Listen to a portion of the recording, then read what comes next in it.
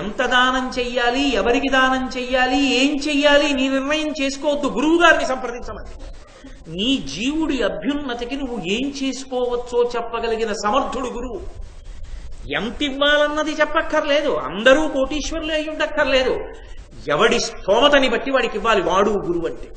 అయ్యా నా దగ్గర ఏమీ లేదు, కానీ నాకు ఏదైనా చెయ్యాలని ఉంది, నాతో ఏదైనా చేయించండి గురువు గారు. పల్లకి పట్టగలవా? పట్టగలను, రా రేపు పట్టుకో. పల్లకి ఎత్తేటప్పటికీ అస్తమానం ఒకళ్ళే వెళ్ళిపోయి పల్లకీలు పట్టేసుకోక్కర్లేదు, ఇంకోటికి ఇవ్వాలి పల్లకి. అందుకే కొన్ని అందరూ చేసే ఉంటాయి, కొన్ని ఒక్కడే చేసే ఉంటాయి. నీకు ఆకలిస్తే నువ్వు ఒక్కడికి అన్నం తినాలి, రథాన్ని లాగితే అందరూ లాగాలి. ఎందుకంటే తారతమ్యం లేదక్కడ. ఓ గోశాల కట్టడం అందరికీ సాధ్యం కాదు, కానీ పల్లకి ఎత్తడం అందరికీ సాధ్యం. పల్లకి కూడా ఎత్తలేవా? ఓ ద్వీపపు కుందితో అది కూడా చేయలేవా? ఒక దేవాలయానికి వచ్చి చీపురుతో తుడు అది కూడా చేయలేవా? ఒక ముగ్గువి ఓ శుద్ధముగ్గు కట్టుకొచ్చి ముగ్గేసి వెళ్ళిపో అది కూడా చేయలేవా? ఉప్పుని ఊదు నేలని, చాలు ధూళికణాలు పోతాయి. ఏమీ చెయ్యనంటావా? కర్మ ఉద్ధరించగలిగిన వాడు ఉన్నాడు. ఏదో ఒకటి చెయ్యకుండా ఉండలేని స్థితిని మాత్రం పరమేశ్వరుడు కల్పించలేదు. కనీసం పుణ్యకథాశ్రవణం చేయగలవా కూర్చుని? అది చేయగలవుగా?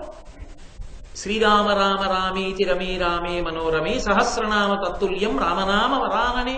శ్రీరామ శ్రీరామ శ్రీరామని 3 మాటలు అనగలవా? ఓ గోవుకి ప్రదక్షిణం చెయ్యగలవా? గోశాలలో కూర్చుని కాసేపు జపం చేసుకోగలవా? భగవన్నామం చెప్పుకోగలవా? నీ జీవుడి కోసం నువ్వు కొన్ని చేసుకోవాలి. బిడ్డల కోసం చేస్తున్నావు, కూతురు కోసం చేస్తున్నావు, అల్లుడి కోసం చేస్తున్నావు, మనవల కోసం చేస్తున్నావు, కొడుకు కోసం చేస్తున్నావు, భార్య కోసం చేస్తున్నావు, ఇంటి కోసం సున్నాలేస్తున్నావు. నీ జీవుడి కోసం ఏం చేసుకుంటున్నావు? వాడికి ఇప్పుడు చేసుకోకపోతే వాడికి ఉత్తర జన్మలకు పుణ్యం ఏది? ఏం అడ్డు పెట్టి నీకు ఇస్తారు? కాబట్టి జీవుడి కొరకు, జీవుడి అభ్యున్నతి కొరకు చేసేది ఏది ఉందో అది సాధారణంగా ప్రధానంగా లోభమంకురించేది విత్తమునందే. అంత మనం ఏమిస్తానులే ఎదురు అంటాడు, నేనేమిస్తానండు, మనమేమిస్తామంటాడు, పక్కవాడిని కల్పిస్తాడు. ఇవ్వకుండా ఉండడానికి వచ్చేటప్పుడు ఇవ్వవలసి వచ్చిందనుకోండి, నేనే ఇచ్చానండి అంటాడు. ఏదో మేమే ఇచ్చానులేండి అండో. పక్కన ఎవరైనా ఉంటే గబుక్కుని వాళ్ళ పేరు కూడా ఇచ్చారని వాళ్ళు అనుకుంటారు, నేనే ఇచ్చానండి, నేనే అంటాడు. ఇవ్వలేదనుకోండి, మనం ఏమి ఇస్తానులేండి అంటాడు. అడిగిన వాడిని కూడా కల్పిస్తాడు. ఆ లోభబుద్ధి దేని ఎందు ఉంటుందంటే ధనమునందు ఉంటుంది. ధనమునందు లోభబుద్ధి ఉంది కాబట్టి ప్రయత్నపూర్వకంగా అది ఎందుకు విరుగుతుంది? శృతము వలన, వినడం వలన. ఒరే ఇక్కడ దాచేసుకున్నావు బాగుంది, శరీరం వదిలేసావు. జీవుడు దరిద్రుడు అయ్యాడు, ఇక్కడ ధనవంతుడు చచ్చిపోయాడు, జీవుడు పరమ దరిద్రుడు అయిపోయాడు. ఎందుకని? ఇక్కడది పట్టుకెళ్ళాడుగా, ఉండిపోయింది, కొడుకు వెళ్ళిపోయింది. వాడు గోదానం చేస్తాడని నమ్మకం 11 రూపాయలు ఇచ్చి ఊరుకుంటే నమ్మకం లేదు. నువ్వు చేసుకో గోదానం, నీ ఒంట్లో ఓపిక ఉండగా నువ్వు చేసుకో, నీ జీవుడు వెంట వస్తుంది. నువ్వు ఎప్పుడో చచ్చిపోయాక ఎవడో చేస్తాడంటే ఏంటి? నువ్వు చేసుకో, నీ ఓపిక ఉన్నది నువ్వు చెయ్యి. ఓ గోశాల తుడు, ఓ గోవుకి ప్రదక్షిణం చేసుకో, దేవాలయంలో కూర్చో, మహాభారత శ్రవణం చెయ్యి. జీవుడి కొరకు కొన్ని చేసుకుంటూ వెళ్ళు. అది దత్తఫలము.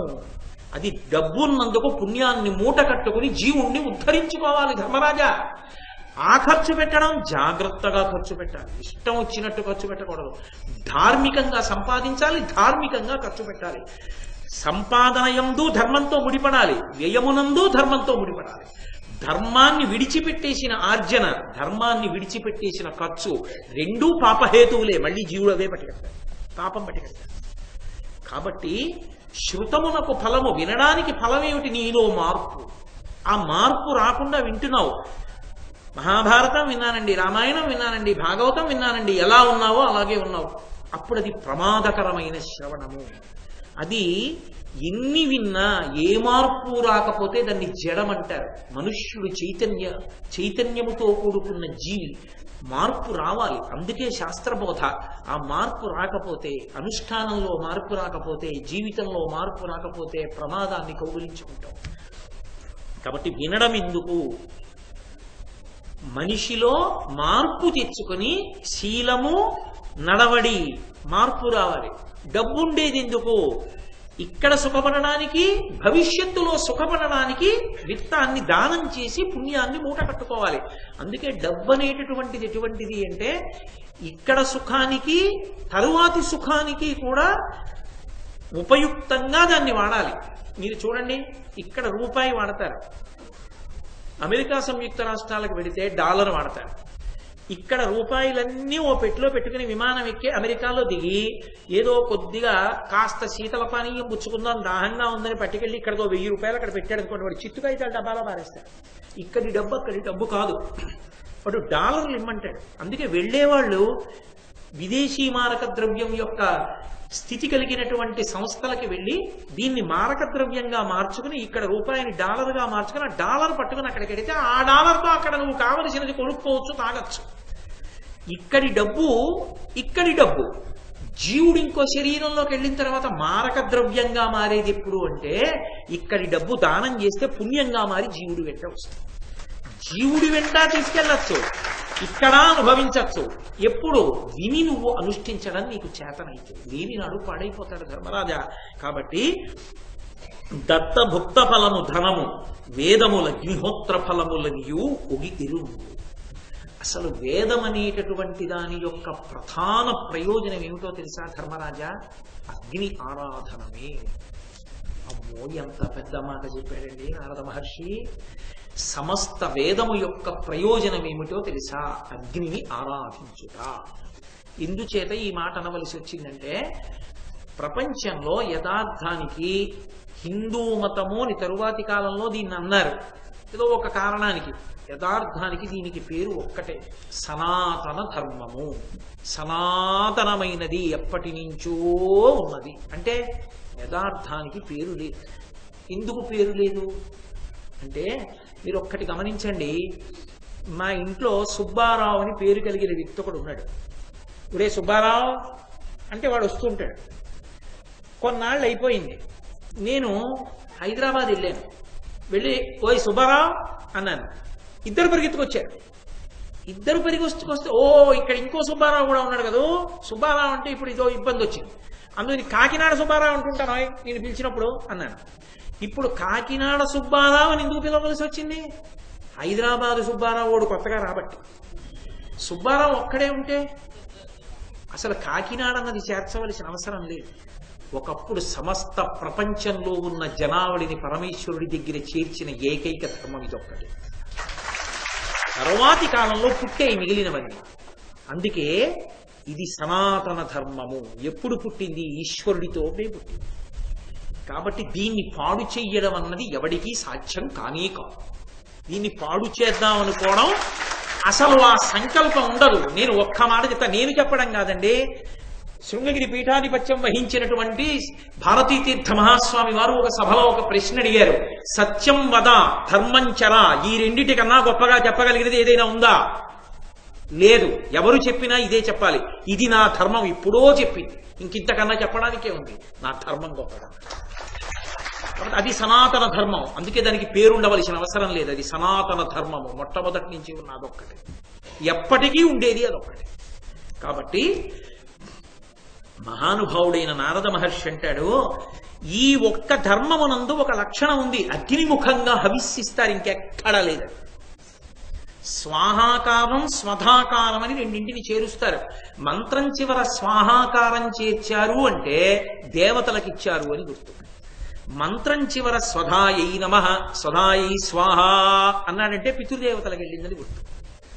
స్వాహ అంటూ అగ్నిహోత్రంలో వేస్తే దేవతలు పుచ్చుకుంటారు, స్వధా అంటూ వేస్తే పితృదేవతలు పుచ్చుకుంటారు.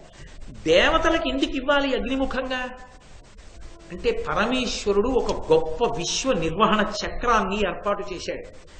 మనుష్య జాతి సంతోషంగా ఉండడానికి కారణం దేవతలు.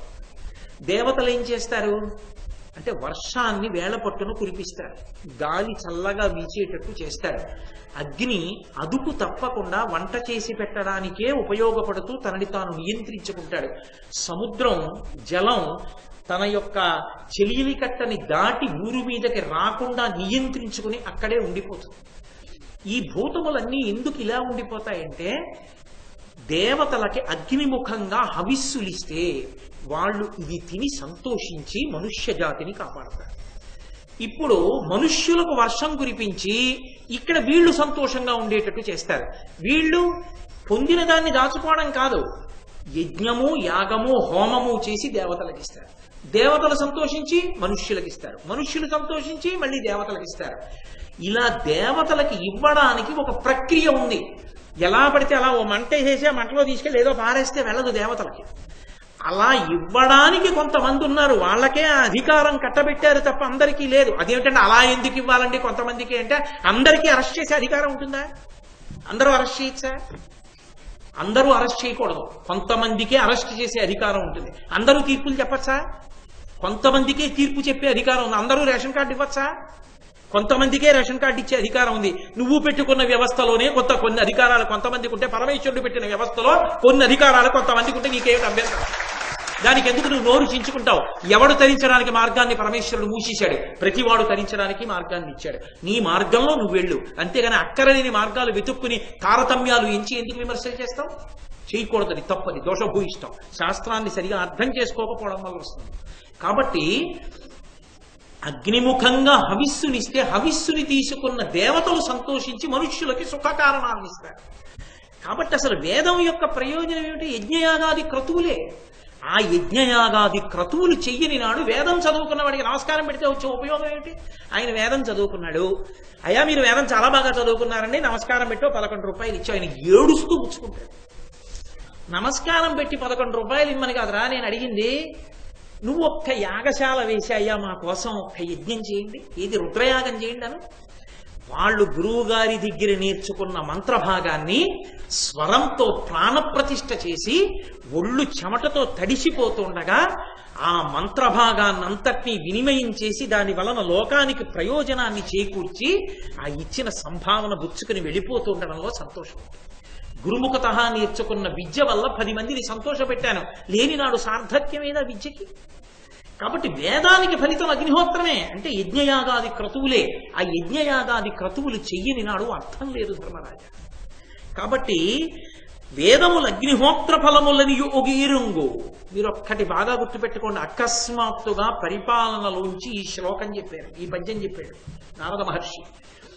ఈయన ఈ పద్యాన్ని చెప్పినప్పుడు ధర్మరాజు గారికి తెలియని విషయం ఏమీ లేదు. ఆయన ఎవ్వని గుణలత లేడువారాసుల కడపటి కొండపై కలయబాకు అంటుంది విరాట పర్వంలో ద్రౌపదీదేవి ఆయన గురించి. ఆయనకి తెలియని విషయం, ఆయన యొక్క గుణలత 7 సముద్రాల అవతల అల్లుకుందండి. అంతటి మహాత్ముడైన ఆయనకి తెలియంది కాదు. కానీ నారదుడు వంటి మహర్షి వచ్చి చెప్తున్నప్పుడు దాని మీద పూనిక పెరుగుతుంది.